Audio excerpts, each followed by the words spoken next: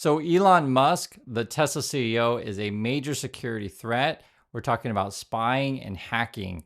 That's the subject of today's video. And check out the headlines of what's going on. Elon Musk just pulled something unbelievably sketchy at the US Treasury.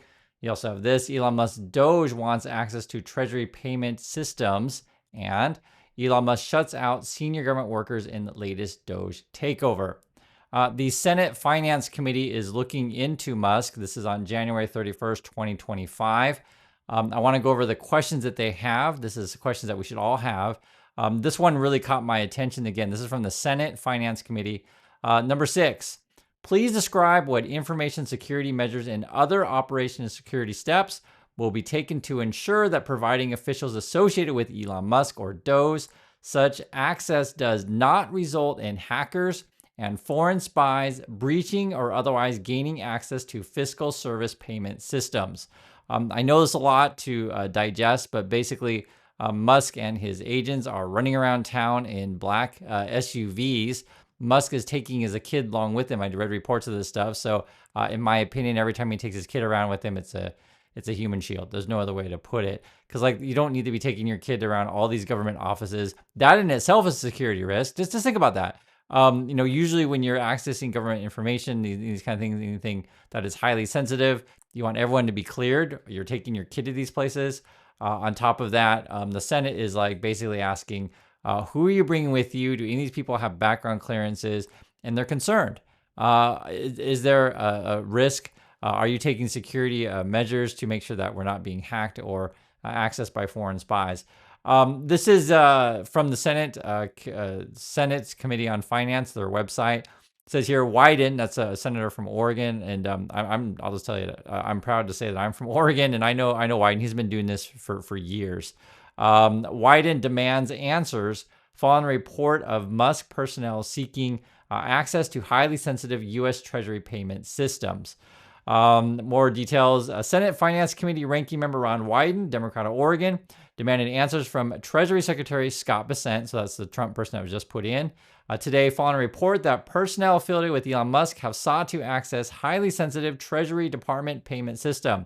That system, which is maintained by non-political staff, disperse trillions of dollars each year, such as Social Security and Medicare benefits, tax credits for individuals and businesses, grants and payments to government contractors, including those that compete directly with Musk-owned companies.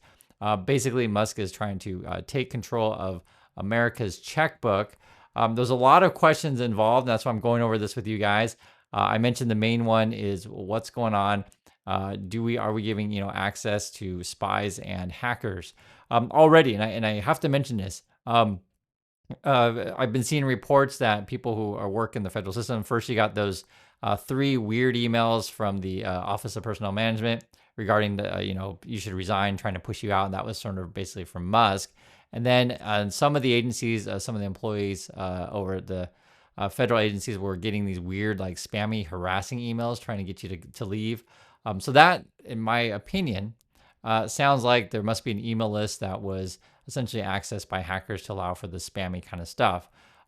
This is sort of I've been asking you guys and warning you guys about these things. And then the Senate Finance Committee also has these same concerns. So for example, number 2, it says, has the Treasury Department granted Bureau of Fiscal Service Payment Systems access to officials associated with Elon Musk? So basically Elon Musk agents or DOGE. If so, please provide the following, right?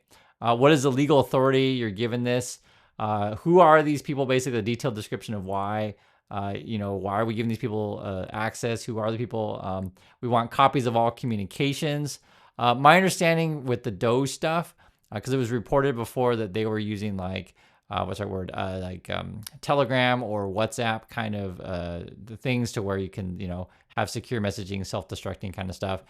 It is not transparent communication. This is something that's been a big concern for how Musk is doing things over at his DOGE agency thing for a while, is they're not transparent.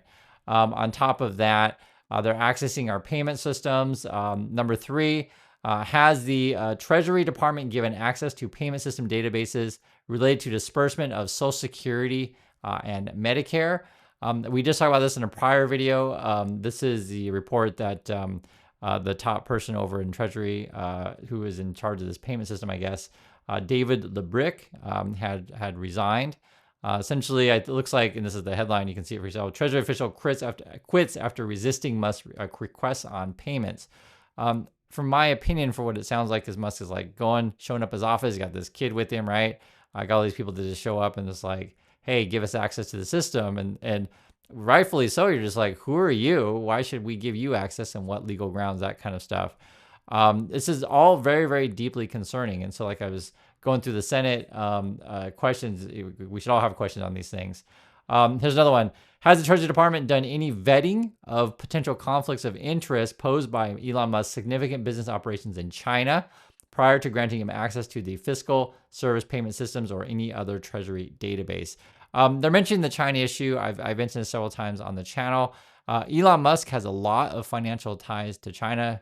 Basically, he never says anything bad about China.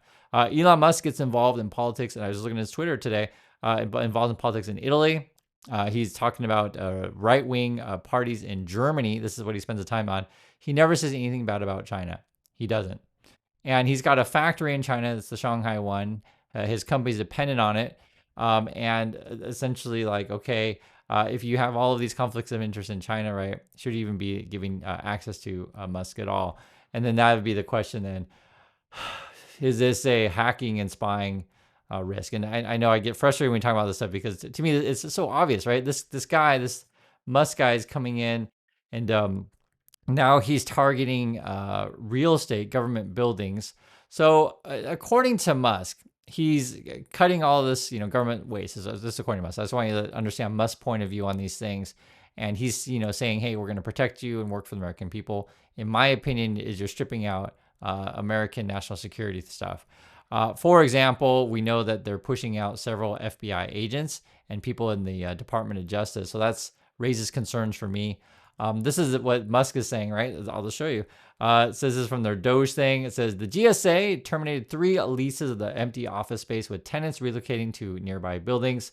And they're saying, hey guys, we saved you $1.6 million, right? So, but I think this is a smokescreen for the payment stuff that they're after. And even Elon Musk's mom is commenting on it. Really, that's really his mom, May Musk. And she says, clap, clap. Musk also says here, this is what he pins to his profile 22 hours ago. This is a critical battle to restore power to the people from the massive unelected bureaucracy, which is kind of crazy because Musk is basically a hypocrite here. He's unelected, running around with his, agents in his black cars, whatever they're doing. And remember, he's got his kid with him as a human shield. He's also tweeting out a couple hours ago, we have changes in the media reporting from the Pentagon, tweeting out this Hegseth guy. So what's going on over there is this is their plan, okay? So people don't ask tough questions. First, the White House is saying, okay, we're going to invite a bunch of TikTokers into the White House press room. And essentially what it was reported before is that normally you would take questions from the Associated Press first, but they didn't. And I guess they were focusing on taking questions from their right-wing, bloggers and TikTok people for real. And this is actually a thing that's happening in the Pentagon.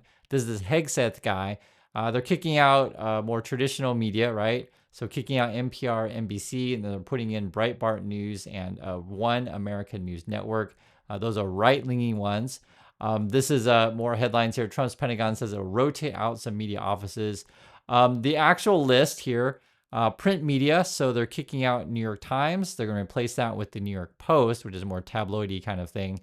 They're kicking out for TV. They're kicking out NBC News. They're replacing TV with One American News Network again. That's your right-wing conspiracy theory kind of stuff.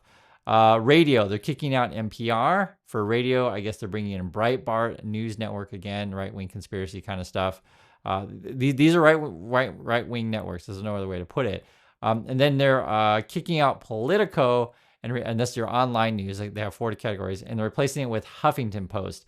I'll be very frank. I don't like the Huffington Post. I'll just leave it at that. I wouldn't say they're right-leaning though. So just to be fair, I would not say that, but I would say I'm not a big fan. I would prefer the other ones that they had. So this is at the Pentagon that they're saying they're rotating stuff out. And on top of that, this is actually something I want to point out to you guys. This is an interesting headline here. And it was kind of a way to think about how Musk is running the show right now. Elon Musk takes cues from Roe Coin as Tesla slumps. And that was after Tesla earning call. Guys, when I heard Tesla earning call, it was obvious that Musk was basically evading any kind of questions about Tesla's financials because it's frankly in shambles. It's a failing company. And so Roadcoin, if you don't know, that was essentially the person who trained Donald Trump. You got to see this movie. I keep mentioning it before. It's called The Apprentice. It just came out, and it actually is about Roadcoin and Trump in Trump's early years. And it was interesting that the article mentioned this. It just essentially, goes to the effect that educate yourself and learn, history of who these people are, be it Trump, Musk, etc. You have to mention the Musk stuff because you'll know this. You've been following the story. Musk's frankly a liar and an addict, and that's who's got control of the keys of the car, right? He's a liar and an addict. But according to how Cohen would do stuff, you admit nothing, deny everything, and always claim victory. Attack, attack, attack. So I really recommend, if you haven't seen this movie, please do. This is effectively what we're seeing is a military. I won't say military. Well, I guess you could say military because they are sort of controlling information over at the Pentagon.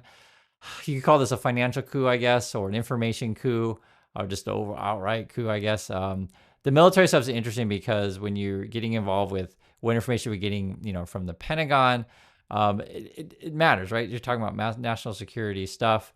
The other issue that I was thinking about with the Musk thing is, access to government systems and databases of, employee, federal employee addresses, et cetera.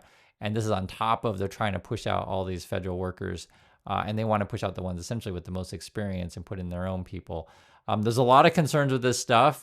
Musk's plan is to replace all these people with, I guess, AI and robots. I think it's insane. But Musk will argue, oh, well, no, it's not insane because robots are more efficient and you're all going to lose your jobs and we're all going to be rich after that. I don't know who the we part is. It's probably Musk and his billionaire buddies. And that's why we're tracking this stuff. I have real serious concerns. That's why we're talking about the Senate's Finance Committee. I was saying, hey, and I'll read the question again. This is the most important one. Please describe what information security measures and other operational security steps will be taken to ensure that providing officials, right, the Musk agents, with Elon Musk or DOGE access does not result in hackers and foreign spies breaching or otherwise gaining access to our fiscal service payment system. So that is a major concern. Please share your thoughts on this one. I do appreciate you watching, and I'll catch you all in the next video.